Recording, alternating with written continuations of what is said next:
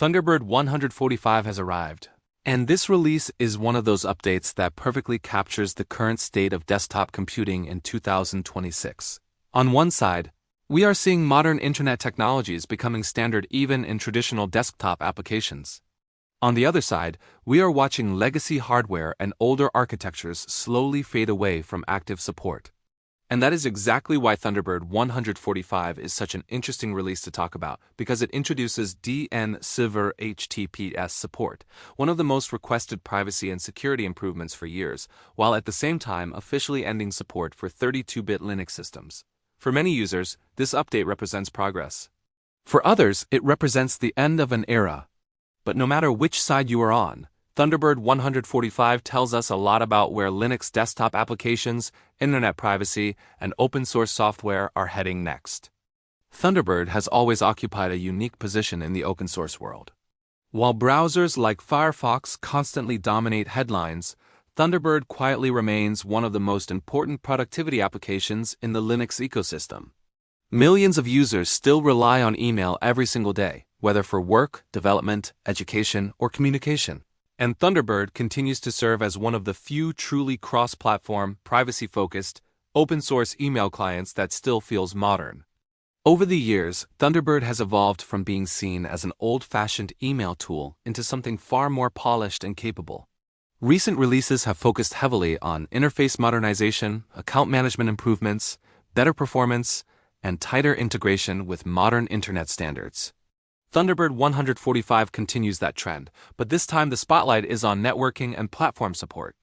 The biggest feature in this release is undoubtedly DNS-over-HTTPS, commonly shortened to DO. At first glance, DNS-over-HTTPS might sound extremely technical, but the idea behind it is actually simple. Every time you visit a website, send an email, connect to a server, or access an online service, your computer needs to translate human-readable domain names into IP addresses. That process happens through DNS, or the domain name system. Traditionally, DNS queries were sent in plain text over the network, meaning internet providers, network administrators, and sometimes even attackers could potentially see which domains you were trying to access. For years, privacy advocates and security researchers warned that traditional DNS was one of the weakest parts of internet privacy. Even if your connection was encrypted with HTTPS, your DNS requests could still reveal a lot about your activity. DNS-over-HTTPS changes this by encrypting DNS queries and sending them through secure HTTPS connections instead of plain text requests. In simple terms, it makes DNS traffic harder to monitor, intercept, or manipulate. Firefox introduced DNS-over-HTTPS years ago, and many users wondered when Thunderbird would finally receive the same functionality. After all, Thunderbird shares a significant amount of technology with Firefox under the hood. But email applications operate differently from browsers in many ways, especially when it comes to networking, server communication, enterprise environments, and compatibility requirements. Implementing DO inside Thunderbird was not simply a matter of flipping a switch. It required careful integration to avoid breaking workflows for organizations, developers, and advanced users. Now with Thunderbird 145, DNS-over-HTTPS is finally here. This means Thunderbird can securely resolve domain names through encrypted channels instead of relying entirely on traditional DNS mechanisms, provided by the operating system or local network. For privacy-conscious users, this is a major win. It reduces the visibility of email-related network activity to third parties and provides another layer of protection against certain types of DNS manipulation attacks. This matters more than many people realize. Email infrastructure remains one of the most heavily targeted areas on the internet. Attackers constantly attempt phishing, DNS spoofing, network interception, and malicious redirection techniques. While DNS-over-HTTPS is not a magic shield that solves every security problem, it significantly improves one critical layer of communication security. Imagine using Thunderbird on public Wi-Fi at an airport, cafe, university, or hotel. Traditional DNS requests could potentially be monitored or tampered with, depending on the network configuration. With DNS-over-HTTPS enabled, Thunderbird encrypts those DNS lookups, making it far more difficult for someone on the same network to spy on or manipulate them. For Linux users especially, This addition feels very important because Linux desktop users often prioritize privacy and control more than mainstream operating systems. Many Linux users already use encrypted DNS solutions system-wide, but having native application-level support provides additional flexibility and consistency. It also ensures Thunderbird behaves more predictably across different Linux distributions and networking environments. What makes Thunderbird 145 particularly interesting is that this feature arrives during a time when internet privacy is becoming more politicized and more commercialized at the same time. Tech companies constantly market privacy features, but open-source applications like Thunderbird offer something different. They provide transparency. Users can inspect the code, understand how features work, and trust that there is no hidden advertising or telemetry system built around the feature itself.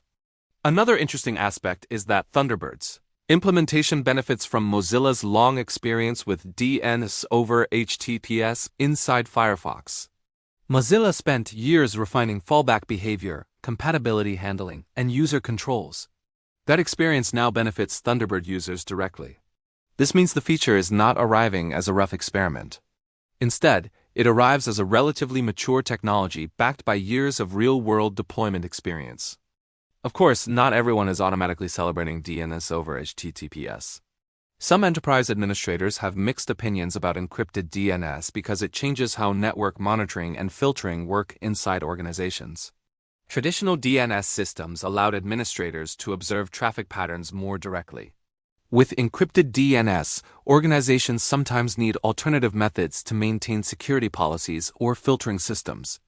Thunderbird appears to acknowledge these concerns by allowing flexibility in configuration. Advanced users and organizations still maintain control over how networking behaves. That balance is extremely important because Thunderbird serves both casual home users and enterprise environments. But while one half of Thunderbird 145 is about modern privacy technologies, the other half of the release is far more emotional for longtime Linux users. Thunderbird 145 officially dropped support for 32-bit Linux systems. For many younger users, this may sound completely irrelevant. Modern computers have been overwhelmingly 64-bit for years now. Major Linux distributions already shifted focus almost entirely towards 64-bit architectures long ago. Many software projects quietly abandoned 32-bit support years earlier. Yet despite that trend, there remained a dedicated group of users still running older hardware, lightweight Linux systems, embedded devices, legacy laptops, and specialized machines that depended on 32-bit support. Thunderbird continuing to support 32-bit Linux until now was actually somewhat remarkable. It reflected the project's long-standing commitment to accessibility and broad compatibility. But maintaining legacy architecture support is not free. Every supported platform increases testing complexity, packaging requirements, debugging overhead, security maintenance work, and build infrastructure costs. At some point, projects must decide whether continuing support is worth the engineering effort. Thunderbird 145 represents that decision point. The removal of 32-bit Linux support is not happening because developers dislike old hardware. In reality, maintaining compatibility with aging architectures often slows development for everyone else. Modern software increasingly relies on newer compiler optimizations, memory management improvements, security protections, and platform features that assume 64-bit environments. There are also practical security considerations.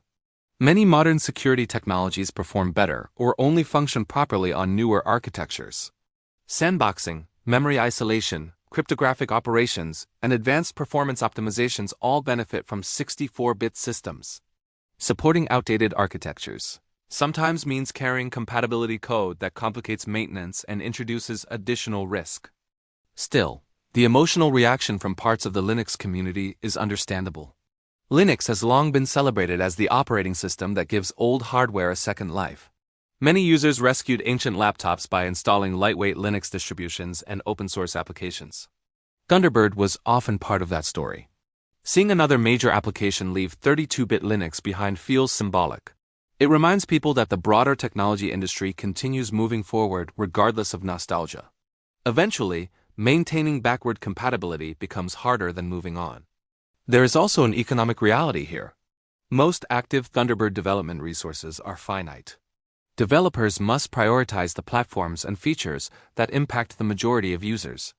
Statistics increasingly show that 32-bit Linux usage represents only a tiny fraction of the user base.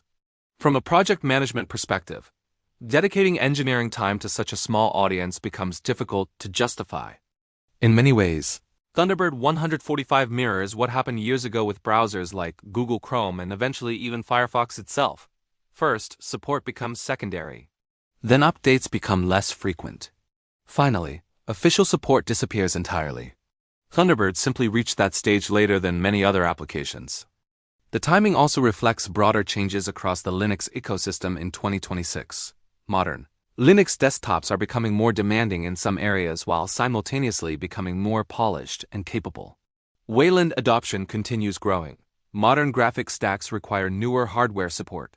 Sandboxed application systems are becoming standard, and many